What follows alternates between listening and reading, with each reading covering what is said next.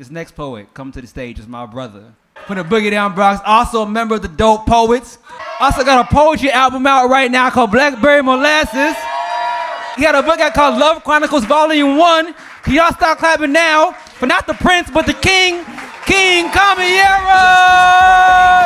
Yeah!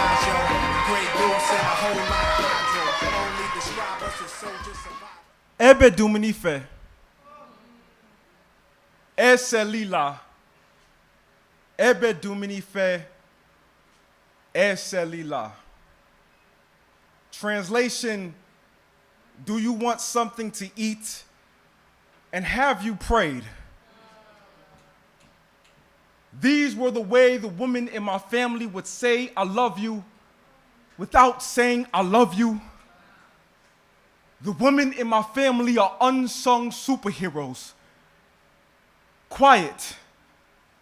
They wear muzzles for microphones, use hands for prayer. Diligent Malian women who know how to serve a plate without dishing resentment.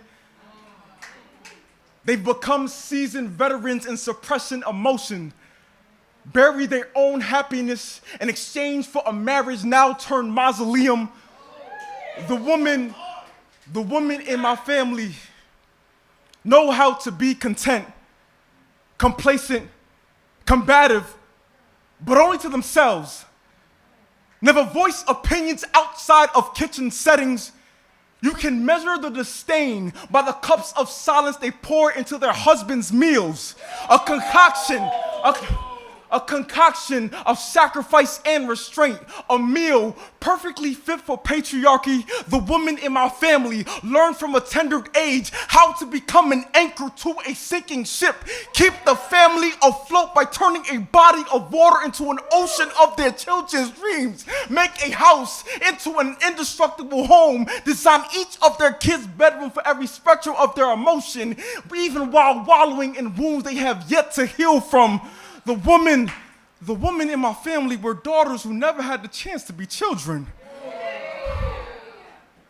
Never had the privilege of making mistakes. Never forgave themselves for falling off a bike.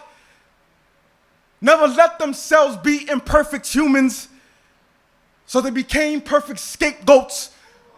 The women in my family are loud survivors and silent victims, despite coming from a pedigree of healers where insha'Allahs were medicines and alhamdulillahs became solitude. My mother, who hardly wears makeup, yet found the courage to learn the English language so she can blend words of affirmation that became the foundation of breaking generational curses.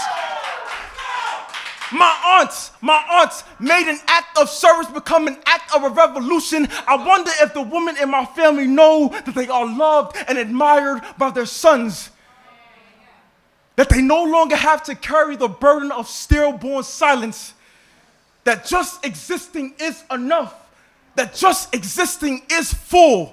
That suffering and sacrifice is not the blueprint for a soft girl life. I am proud to be a byproduct of Malian women who have poured unconditional love, even in conditions where it was the only thing left in their cup. The women who have bared their divinity even during ungodly times, carry halos hidden beneath head wraps and hijabs. The women who have stopped thunderstorms with their bare hands to save traditions, remind me to never let America rain terror on my native tongue. The women who have edified a lineage of Bambara speakers, have washed the sins off of Fulani sisters, have worn the fabric of oppressed vessels, yet they've stitched freedom into every thread that they wear.